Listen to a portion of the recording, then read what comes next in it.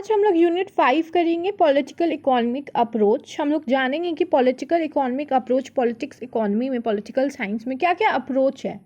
जैसे कि हम लोग ने पहले डिफरेंट अप्रोचेस, सिस्टम अप्रोच को देखा, वैसे एक पॉलिटिकल इकोनॉमी अप्रोच है। इसका मतलब क्या होता है? पॉलिटिकल और इकोनॉमी जो वर्ड है, ये दोनों अलग अलग हम लोग इसको नहीं ले सकते। एक ऐसा कॉमन पर्सपेक्टिव रहता है लोगों का, means economy is different, politics is different, but no, politics और इकोनॉमी का भी अलग नहीं हो सकता है। आप कभी भी कोई सोशल वेलफेयर करते हैं तो आपको दोनों की ज़रूरत है, पॉलिटिक्स एंड इकोनॉमी दोनों की, तभी आप उसको कंटिन्यू कर सकते हैं। तो एक इंटर रिलेशनशिप हम लोग देखते हैं पॉलिटिक्स और इकोनॉमी के बीच में। So political economy is an intersection of economies and politics. यह एक इंटरसेक्शन ऑफ इकोनॉमीज है, डिफरेंट इकोनॉमी का इंटरसेक्शन है। Political economy refers to a specific way of understanding social and political phenomena. Political economy एक ऐसा वे है जिससे हम लोग दोनों चीज़ समझते हैं, सोशल और पॉलिटिकल फेनोमेना। क्या सोशल इश्यूज़ है उसको भी समझते हैं और पॉलिटिकल फेनोमेना भी समझते हैं। whereby economies and politics are not seen as a separate domain। जैसे कि मैंने आपको बताया कि हम लोग पॉलिटिक्स और इकोनॉमी को अलग नहीं ले सकते हैं, सेपरेटली नहीं ले सकते। यह एक है, पॉलिटिकल इकोनॉमी एक है। It affirms that there exists a relationship between politics and economics, and that this relationship works and makes itself manifest in several ways। और ये एक ऐसा रिलेशनशिप है जिसको डिफरेंट वेज में ये वर्क भी करता है, जैसे कि हम लोग आगे देखेंगे। Second, basic premises of the approach. क्या क्या बेसिक प्रेमिस है उस अप्रोच का? It is based on certain premises. क्या क्या बेस्ड है? फर्स्ट अप्रोच प्रेमिसेस का, there exist a relationship between politics economy. एक रिलेशनशिप हम लोग देखते हैं पॉलिटिक्स और इकोनॉमी में। पॉलिटिकल इकोनॉमी का हम लोग बेसिक प्रेमिसेस देख रहे हैं। तो फर्स्ट क्या है? There is a relationship between politics and economy. Second में एक अजम्पशन हम लोग देखते हैं, relationship that unfolds multifarious ways. Different ways हम लोग देखते हैं कि कैसे कैसे, अगर हम लोग किसी पॉलिसी को देखेंगे, अगर उस पॉलिसी को वर्क करना है तो हम लोगों को पॉलिटिक्स मतलब गवर्नमेंट। कभी भी अगर गवर्नमेंट डेमोक्रेसी है तो डेमोक्रेसी में कौन डिसाइड करता है? गवर्नमेंट डिसाइड करती है। जो इलेक्टेड गवर्नमेंट होती है वो डिसाइड करती है कि क्या लॉज बनेगा, क्या सोशल वेलफेयर स्कीम्स आना चाहिए। तो पॉलिटिक्स इस वे में इम्पॉर्टेंट है। और economy as a perspect of money, अगर आपके पास पैसा नहीं है तो आप रोड बना सकते हैं? नहीं बना सकते। तो ये दोनों जो है पॉलिटिकल इकोनॉमी, ये बहुत सारे रिलेशनशिप को अनफोल्ड करता है दूसरे वेज में भी। Policy implication, the approach aims to inform policy making by examining the political and economic factor that shapes the political outcome। ये एक ऐसा अप्रोच है जो एम करता है पॉलिसी मेकिंग पे। आप किसी भी पॉलिसी को मेक कर रहे हैं तो उसके लिए आपको मनी चाहिए, जैसे कि जनधन योजना या किसान विधि योजना। तो डिफरेंट योजना है, किसान को स्कीम्स, पेंशन्स मिलता है, तो वो कैसे मिलेगा? अगर आपके पास, अगर आप किसी किसान को हेल्प करना चाहते हैं या लोन फ्री करना है आपको, तो आप इस स्कीम के लिए, आप ऐसी स्कीम तो फ्री नहीं कर सकते, आपके लिए उसको मनी चाहिए, आपको मनी उनके बदले देना होगा बैंक में, तभी आप किसी भी पॉलिसी को इम्प्लीकेट कर सकते हैं। तो पॉलिसी इम्प्लीकेशन में भी पॉलिटिकल इकोनॉमी एक बहुत महत्वपूर्ण रोल प्ले करता है। सेकेंड हो गया क्लियर। अब थर्ड में हम लोग देख रहे हैं proponents of political economic approach. क्या क्या प्रोपोनेंट्स है पॉलिटिकल इकोनॉमिक अप्रोच का? So what are the proponents of the political economic approach? The first point is, as far as East is concerned, political economy is not new. Political economy goes back from the Kautilya's Arthashastra. It can be traced at the first text of the political economy. According to him, the most obligation of the state is to secure the material well-being of its people। अगर हम लोग political economy के proponents को देखें तो पहला point यह कहता है कि पॉलिटिकल इकोनॉमी ईस्ट के लिए कुछ न्यू थ्योरी नहीं है। यह बहुत पहले, मतलब एंशियंट टाइम से कौटिल्य जो अर्थशास्त्र लिखे थे उसी समय से हम लोग देख रहे हैं कि पॉलिटिकल इकोनॉमी एग्जिस्ट करता है। उनके राइटिंग में, कौटिल्य जो लिखे थे अर्थशास्त्र, उनके राइटिंग में हम लोग पॉलिटिकल इकोनॉमी का मेंशन देखते हैं। ये कुछ न्यू नहीं है पॉलिटिकल इकोनॉमी। और उनका कहना है, according to him, the most obligation of state, सबसे, मतलब जितने भी स्टेट होते हैं उन सब का यही ऑब्लिगेशन रहता है, to secure the material wellbeing of its people.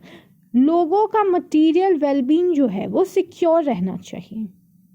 In modern time और west Adam Smith called as a father of political economy. Father of political economy किसको कहा जाता है, ये आप ध्यान में रखिए, आपके एमसीक्यू क्वेश्चन में भी आ सकता है, एडम स्मिथ. तो इनका यह कहना था और उन्होंने ऐसे डिफाइन किया है पॉलिटिकल इकोनॉमी को. Political economy as a science of statesman. David Ricord, he advanced this myth philosophy, his work with reference to the comparative advantage, which postulated that the state should produce and export only those goods that they can generate at a lower cost and than the other nation, and import those goods that other countries can produce more efficiently. तो David record का economic approach को लेके यह कहना है कि हमें ऐसे गुड्स को एक्सपोर्ट करना चाहिए जो हम लोग कम पैसे में एक्सपोर्ट कर पाएँ, और कम पैसे में मतलब अगर हम लोग कम पैसे में उस चीज़ को बेचेंगे तो ज़्यादा वो बिकेगा, उसका डिमांड ज़्यादा रहेगा, अगर प्राइस वैल्यू कम रहेगा. तो डेविड रिकर्ड का यही कहना है कि एक्सपोर्ट हम लोगों को वैसे गुड को करना चाहिए जो कम पैसे में उसका प्रोडक्शन हो पाए और ज़्यादा से ज़्यादा बिक पाए, और इम्पोर्ट वैसे गुड्स को करना चाहिए जो लोअर कॉस्ट में हो, generated at the lower cost than other nation, जो कम पैसे में भी जनरेट हो सके. Those goods that the other countries can produce more efficiently, और हम लोगों को ऐसे गुड्स को इम्पोर्ट करना चाहिए जो दूसरे कंट्रीज उसको मोर इफिशिएंटली प्रोड्यूस कर सकते हैं. तो एक्सपोर्ट कैसे गुड्स को करना चाहिए जो कम पैसे में प्रोड्यूस हो पाए, और ज़्यादा से ज़्यादा अगर आप कम पैसे में उसको प्रोड्यूस कीजिएगा और ज़्यादा से ज़्यादा वो उसका सेल होगा ऑटोमेटिकली. वहीं पे इंपोर्ट वैसे गुड्स को करना चाहिए जो दूसरे कंट्रीज मोर इफिशिएंटली प्रोड्यूस कर पाते हैं. Marxist scholar, it can be found most notably in the work of the Marx Weber, Karl Marx and the Friedrich Engels. Marx never defined political economy. Karl Marx ने कभी भी political economy को define नहीं किया, but Engels did. But Engels ने किया है. Political economy according to the latter studies the law governing of production and exchange of material means of subsistence. तो एंजल्स का यह कहना है कि पॉलिटिकल इकोनॉमी एक ऐसा इकोनॉमी है जिसमें जो गवर्निंग है मेनली जो है वो प्रोडक्शन है और एक्सचेंज ऑफ मटेरियल गुड्स है, एक्सपोर्ट एंड इंपोर्ट है. यही है मेन पॉलिटिकल इकोनॉमी में. पॉलिटिकल इकोनॉमी उनके अनुसार यह कहना है कि एक ऐसा इकोनॉमी जिसमें export and import of goods होता है, ट्रेड होता है. सो मार्क्सिस्ट स्कॉलर में मार्क्स ने तो कुछ नहीं कहा, बट फ्रेडरिच एंगल्स ने कहा. Major perspective to the political economic approach. Different perspective दिए गए हैं पॉलिटिकल इकोनॉमिक अप्रोच को लेकर. लिबरल पर्सपेक्टिव क्या है? Adam Smith, he has been called as a father of modern political economy. Father of modern political economy कौन है? Adam Smith. He called political economy as a science of statesmen to bring prosperity to the nation. He was a critic of mercantilism and support to the laissez-faire state. ये बोलते हैं कि political economy एक बहुत important है as a statement, क्योंकि यह prosperity लाता है नेशन में, और ये क्रिटिसाइज करते हैं मर्केंटिलिज्म को और सपोर्ट करते हैं लेजर फ्री स्टेट को. ये laissez free state, laissez faire state वहाँ आता है जहाँ पर कैपिटलिज्म होता है. Marxist school view are primarily a critique of liberal view of political science.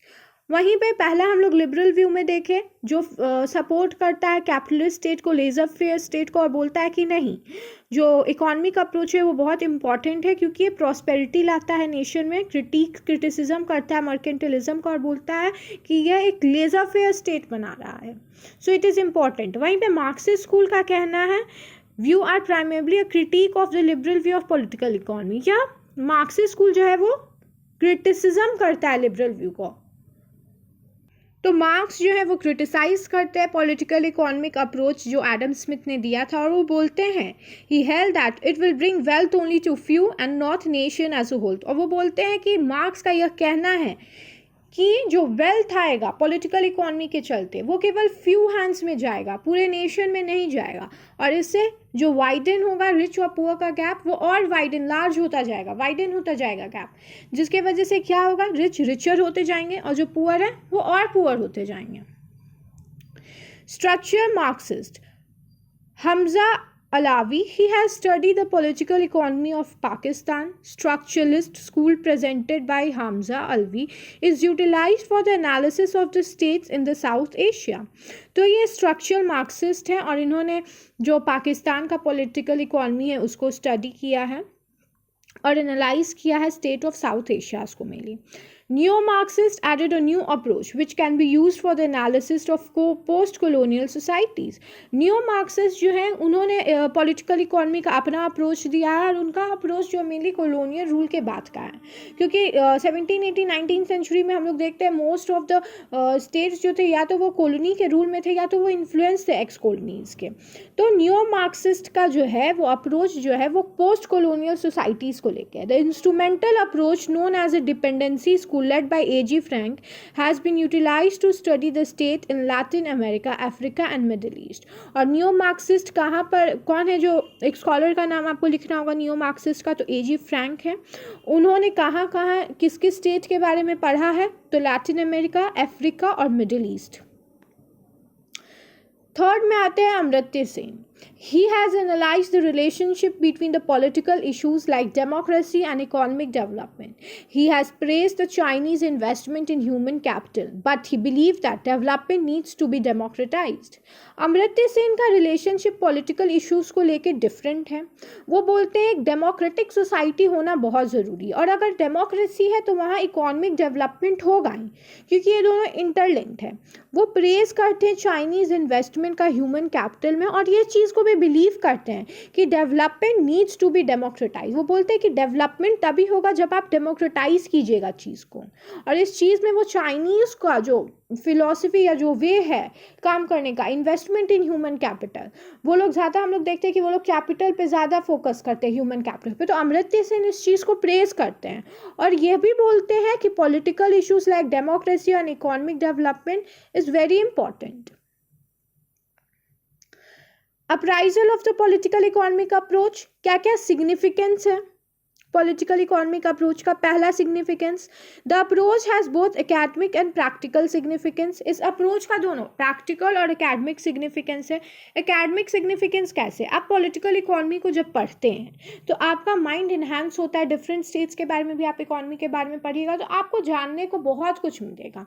Practical significance में यह होता है कि अगर आप सोशल जैसे कि पॉलिटिक्स और इकोनॉमी दोनों एक है, अगर आप किसी पॉलिसी को बनाते हैं, आपके पास मनी है, आप उसमें इन्वेस्ट किए और वो जो आप स्कीम बनाते हैं वो सक्सेसफुल हुआ, तो ये क्या होगा, प्रैक्टिकल सिग्निफिकेंस हुआ. आप किसी चीज़ में इन्वेस्ट किया और प्रैक्टिकल आपको उसका आउटपुट मिला, तो ये प्रैक्टिकल सिग्निफिकेंस हुआ. एकेडमिक सिग्निफिकेंस कैसे हुआ, आप बहुत सारे स्टेट्स के पॉलिटिकल इकोनॉमी को पढ़ते हैं जिसकी वजह से आपका माइंड जो है वो इन्हांस होता है और आप और बेटर कर सकते हैं. आप इसको कंपेयर कर सकते हैं. कंपैरेटिव पॉलिटिक्स में क्या आप कंपेयर कर सकते हैं, तो आप डिफरेंट स्टेट्स के कंपेयर कर सकते हैं पॉलिटिकल इकोनॉमी को और आपका अकेडमिक जो एनालिसिस होगा वो और इन्हांस होगा. और अगर कोई चीज़ आपको लग रहा है कि नहीं this should be added in my state, तो आप उस चीज़ को ऐड भी कर सकते हैं.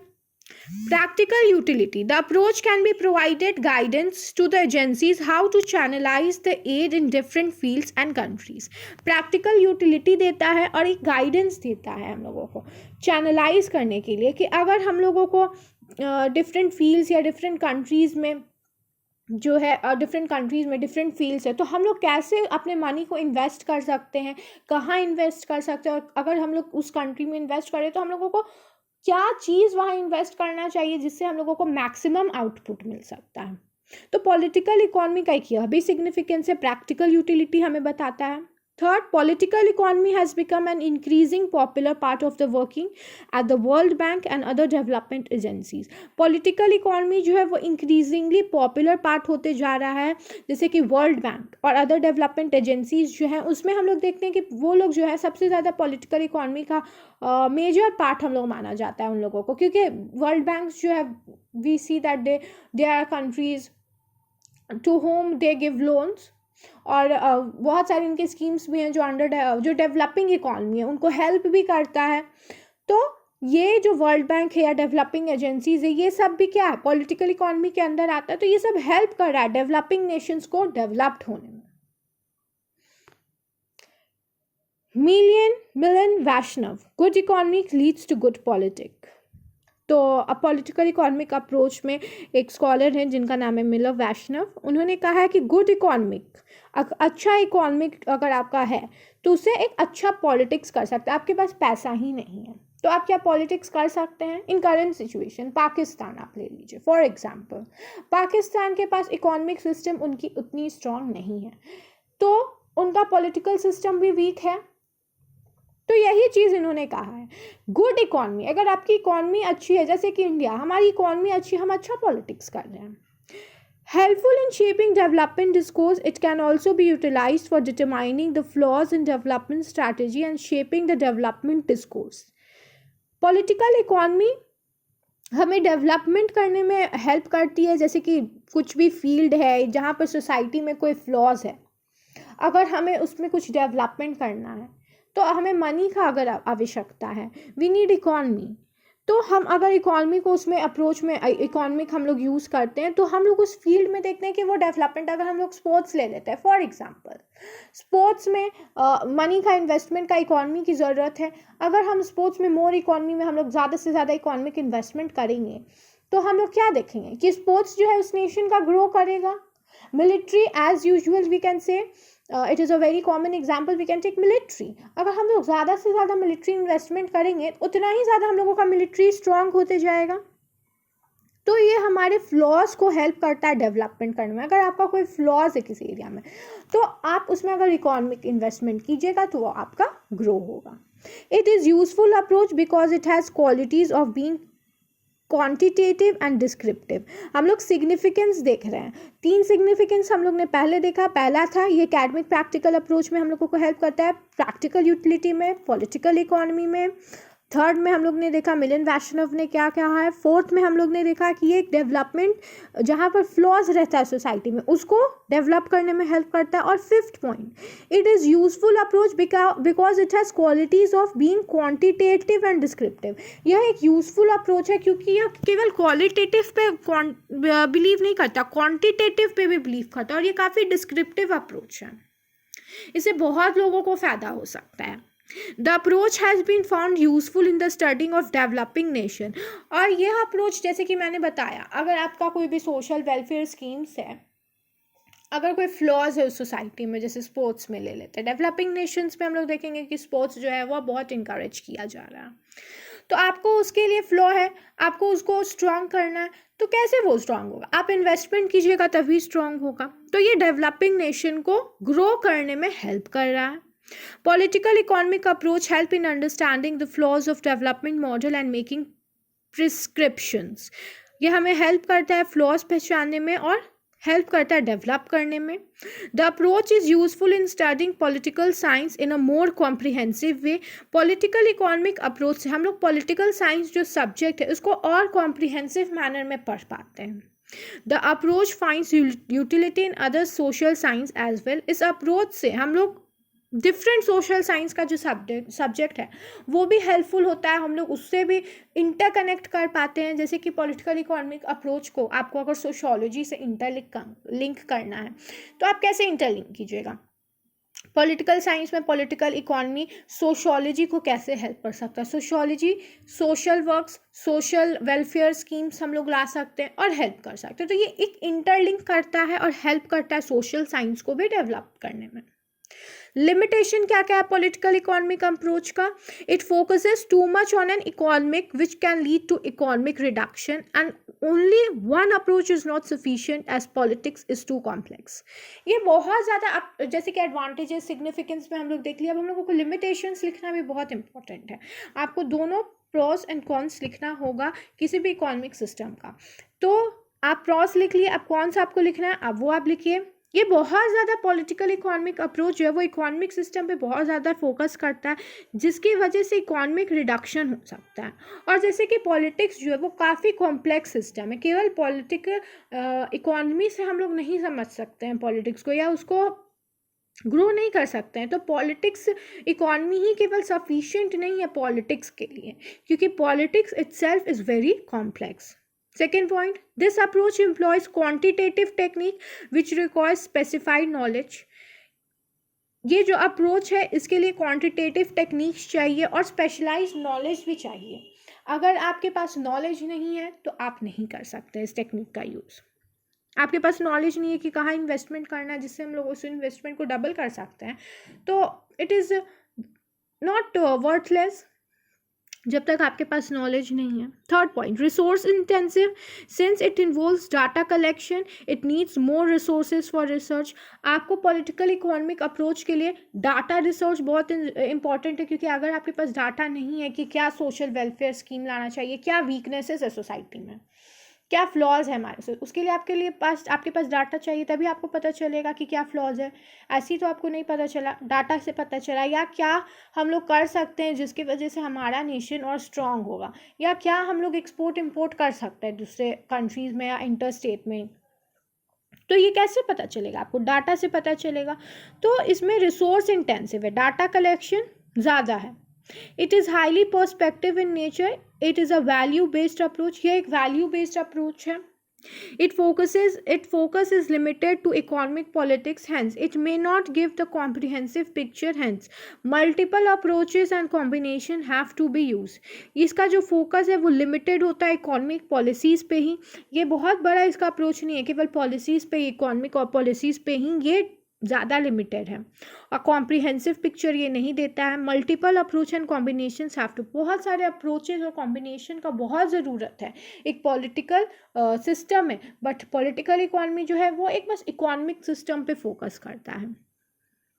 Concluding lines of political economy, अगर आपको कंक्लूड करना है तो बहुत ज़रूरी है कि 10 करके आप कंक्लूड कीजिए। 10 according to me, importance of political economic approach can be just by the fact that the famous book by nation fails point out poor economic institution as one of the key reasons of nation failure.